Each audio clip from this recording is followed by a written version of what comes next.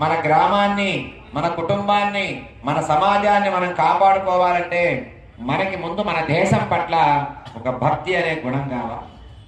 మన దేశం పట్ల, మన సమాజం పట్ల, మన ప్రజల పట్ల, మన కుటుంబం పట్ల, మన పరిస్థితుల పట్ల, మన ప్రదేశాల పట్ల మనకి రక్షించుకునేటటువంటి ఒక గుణం కలిగితే ఒక ఆరాటం వస్తుంది. ఏదైనా సమస్య వచ్చినప్పుడు అందరూ పోరాటం చేయడానికి వీలు వస్తుంది.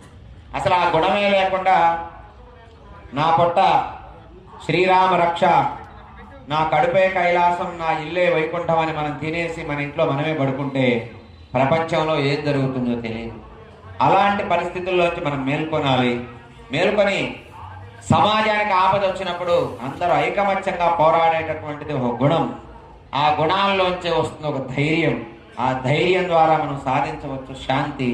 ప్రజలకి శాంతి కలిగిందంటే మన పైన వాళ్ళు చక్కటి పరిపాలన మనకి బాగా